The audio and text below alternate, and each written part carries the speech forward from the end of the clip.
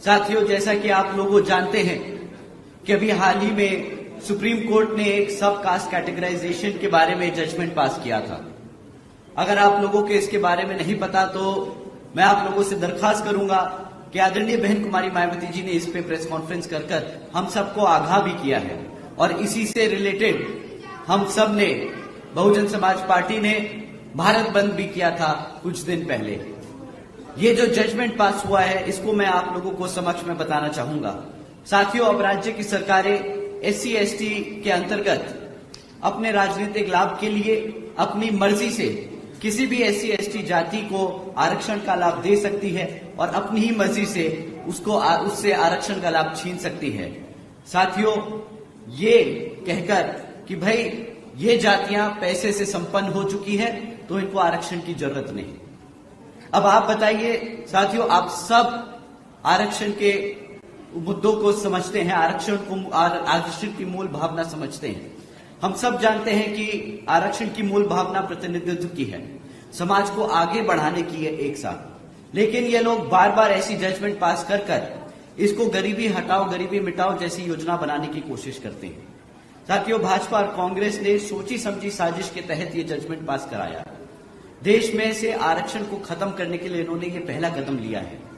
आदरणीय बहन जी ने इस फैसले पे सवाल उठाया और पूछा कि क्या जिन्हें आरक्षण का लाभ मिला है, क्या आज वो उनकी सामाजिक स्थिति इतनी बेहतर हो गई है, क्या उनके साथ क्या भेदभाव खत्म हो गया है। यहां बैठे हमारे सब बिरादरी के साथी लोग हैं, आप सबके दोस्त यार, आपके सब साथी SC ST जाति से भी आते हैं, हमारे SC ST जाति के साथी लोग हैं। आप बताइए, क्या आप लोगों के साथ भेदभाव खत्म हो चुका है? बताइए, क्या आप लोगों को वो सम्मान मिलने लगा? उसी क्रम में साथियों, जिस तरीके से आप लोग समझते हैं कि हमें आज तक वो सम्मान नहीं मिल पाया, अभी इसमें बहुत लंबा समय लगेगा, हमें इस पे बहुत काम करना पड़ेगा। हमें सब लोगों को एक साथ लाकर उन्हें समझाना पड़ेगा कि क्यों SC ST जातियां पिछड़ी रह गई हैं। साथियों, ये SC समाज को बांटने के लिए इन्होंने शुरुआत की है। जब आप एक समाज से आरक्षण ले सकते हो और दे सकते हो तो वो क्या आपस में गुट बनाने की कोशिश करेंगे, बांटने की कोशिश करेंगे, आपस में झगड़ा कराने की कोशिश करेंगे। साथियों, SC समाज की आजादी छीनने की शुरुआत है, ये संविधान को बदलने की शुरुआत है। आज ये आरक्षण है, कल आपकी आजादी छीन लेंगे। ये एक बहुत सोची समझी साजिश है। साथियों, संविधान बचाने के नाम पर भाजपा और कांग्रेस मिलकर संविधान को बदलकर हमारे आरक्षण को खत्म करने की कोशिश कर रही है। आदरणीय बहन जी ने कहा है कि अगर ये भाजपा का NDA और कांग्रेस का इंडी अलायंस वाली पार्टियां, जिसमें ये समाजवादी पार्टी, आम आदमी पार्टी जैसे लोग शामिल हैं, अगर ये लोग हमारे SC ST समाज के आरक्षण के इतने बड़े हितैषी हैं तो ये सब मिलकर पार्लियामेंट के जरिए रिजर्वेशन एक्ट को संविधान की 9वीं सूची में डालकर उसको हमेशा हमेशा के लिए सुरक्षित कर दे।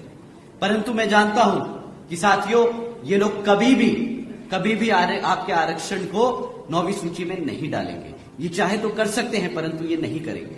साथियों, इसी क्रम में जब ये जजमेंट आया तो इसको ध्यान में रखते हुए आदरणीय बहन जी ने और बहुजन समाज पार्टी की ये भी एक नई पहल है कि भाई आज के बाद से हमारी मांग जुडिशरी में भी रिजर्वेशन की होनी चाहिए।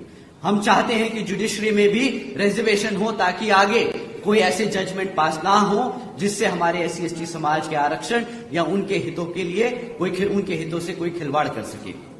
साथियों, जब बात आरक्षण की होती है तो पिछले लोकसभा चुनाव में अभी 6 महीने भी नहीं हुए, ये राहुल गांधी जी, कांग्रेस के लोग संविधान की किताब दिखाकर आपको बोलते रहे, SC ST समाज से बोलते रहे कि भाई हम तुम्हारे संविधान के लिए लड़ रहे हैं, तुम हमें वोट दो, हम तुम्हारे आरक्षण को बचाएंगे।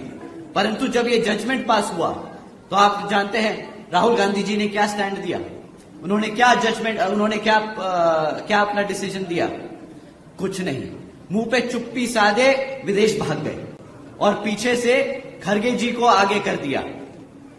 कांग्रेस के राष्ट्रीय अध्यक्ष श्री खरगे जी ने प्रेस कॉन्फ्रेंस करके उन्होंने स्टेटमेंट पास करी कि भाई आरक्षण तो पंडित नेहरू जी और गांधी जी की देन है।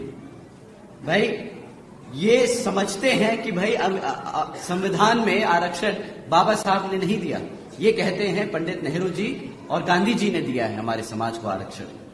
अब राहुल गांधी जी तो चुप बैठे, विदेश पहुंच गए, वहां पे किसी ने उनसे सवाल कर लिया, कभी आप बताइए रिजर्वेशन पे ये जो जजमेंट आया उसका क्या है? तो वो वहीं पे जजमेंट अपने स्टैंड क्लियर करके बोलते हैं, भाई जिस दिन हमारा अच्छा समय आएगा उस दिन हम संविधान से आरक्षण खत्म कर देंगे।